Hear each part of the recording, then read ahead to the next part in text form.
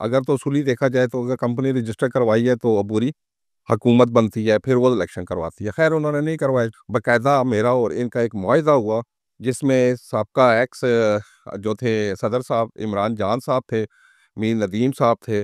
मैं ये पूरा एक लेटर है ना जो साइन हुआ, इस पे शेड्यूल भी लिखा हुआ है कि इस तारीख को इलेक्शन होगा, इसको नहीं होगा ना। ये एक इसको अच्छे तरीके से हैंडल कर सकते थे, लेकिन नहीं किया। तो इख्लाफात बढ़ गए, इख्लाफात बढ़ते बढ़ते यहाँ तक पहुँच गए कि अब तो यहाँ पे इलेक्शन कमीशन ने भी मुतनाज़ा बना दिया। उस 1 जुलाई तो बहुत दूर की बात है। मैं अब तो दोनों तरफ से ये एग्री थे कि भाई 30 तारीख तक इलेक्शन करवा लेते हैं। सिर्फ ये है कि वोटर लिस्ट साफ हो जाए ना। जो मेरे साथ 22/12 को मुआहिदा हुआ था, इसमें भी लिखा हुआ है कि 2 इलेक्शन कमीशन होंगे। बल 3-3 बंदों का था, अगर ये बैठ जाते हैं तो ईद से पहले भी इलेक्शन हो सकता है। हर इब्तिदा से पहले, हर इंतहा के बाद ज़ाते नबी बुलंद है, ज़ाते खुदा के बाद दुनिया में इख्तराम के काबिल हैं जितने भी लोग, मैं सबको मानता हूँ मगर मुस्तफ़ा के बाद।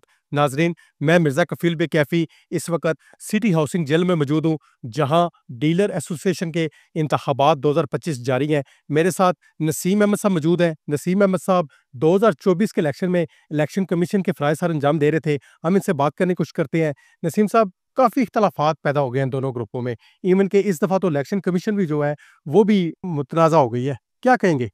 अस्सलाम वालेकुम वरहमतुल्लाहि वबरकातुहू। बिल्कुल कैफ़ी भाई आप बजाव फरमा रहे हैं। असल इस सारे प्रोसीजर को कोई पहली बात ये है कि मैं कोई ना 2 ढाई साल पहले इलेक्शन कमीशन था, मैं और मीर नदीम साहब। तो हमने जो इलेक्शन करवाया था वो था 1 साल का ना, मैंने और मीर नदीम साहब ने ना। तो उसके बाद ये जो आए इन्होंने कंपनी रजिस्टर करवाई और इन्होंने अपने बाई लॉस ले आए। अगर तो उसूली देखा जाए तो अगर कंपनी रजिस्टर करवाई है तो अब पूरी हुकूमत बनती है, फिर वो इलेक्शन करवाती है। खैर उन्होंने नहीं करवाए जो भी है ना। लेकिन अब आके फिर मैं काफ़ी स्ट्रगल करता रहा क्योंकि मार्केट में सारे मुझे कहते थे कि आपने साल का इलेक्शन करवाया। आज आके फिर मेरी कोई ना दिसंबर में इनके साथ सिटिंग शुरू हो गई, बैठना शुरू होगी यूनियन जो थी, एक्स यूनियन ना।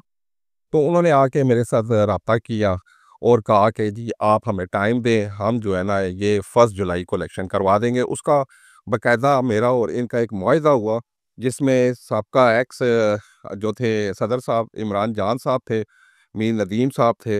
मैं ये पूरा एक लेटर है ना जो साइन हुआ, इस पे शेड्यूल भी लिखा हुआ है कि इस तारीख को इलेक्शन होगा, इसको नहीं होगा ना। मैं इलेक्शन कमीशन इस तारीख को मुकर्रर होंगे। लेकिन ख़ैर 1 जुलाई तो दूर है, फिर इन्होंने एकदम हाड़ा-दौड़ी डाली और कहा कि नहीं अब जल्दी-जल्दी करवाना है ना इलेक्शन। तो इलेक्शन जिस दिन नॉमिनेट हुआ तो उसके फ़ौरन बाद इन्होंने कहा नहीं जी अब वोटर लिस्ट फाइनल करें और इसको वो करवाएँ। लाज़मी बात है वोटर लिस्ट का एक प्रोसीजर होता है, तो स्क्रूटनी होती है।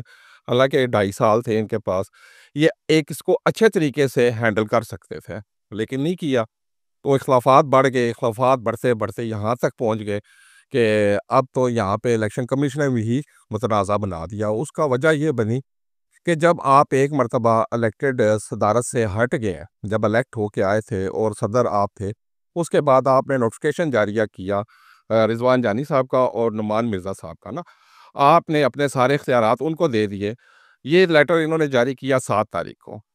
इन्होंने फिर क्या किया, ये 16 तारीख को एक नोटिफ़िकेशन फिर जारी किया, जो गैर कानूनी है, इल्लीगल है ना, क्योंकि उसके बाद इख्तियारात चले गए थे 2 बंदों के पास। इन्होंने तीसरा बंदा नॉमिनेट करके अपने लेटर पैड पे स्टैम्प को यूज़ किया, लेटर पैड को यूज़ किया, हालाँकि ये इलेक्शन कमीशन के पास जमा हो जाते हैं। जो मैंने करवाया था, मैंने सारे चीज़ें अपने पास जमा कर ली थी, ठीक है ना? उसके बाद जो नई यूनियन आई, उनको हम लोगों ने हैंड ओवर कर दिया।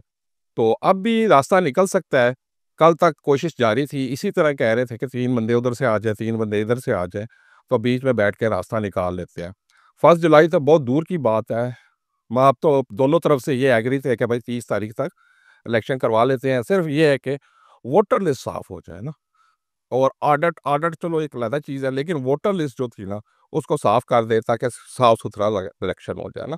लेकिन वो साथ ही अपना शेड्यूल उन्होंने जारी कर दिया और वो वन साइडेड है। दूसरी साइड से जिसको इमरान जान ने 7 तारीख को अपने इख्तियारात दिए थे, ठीक है ना, उनको नहीं शामिल किया गया। और जो 16 तारीख का नोटिफ़िकेशन है, वो तो है ही गैर कानूनी क्योंकि वो सदारत एक्स थे और अपने वो डॉक्यूमेंट्स यूज़ किए गए ना।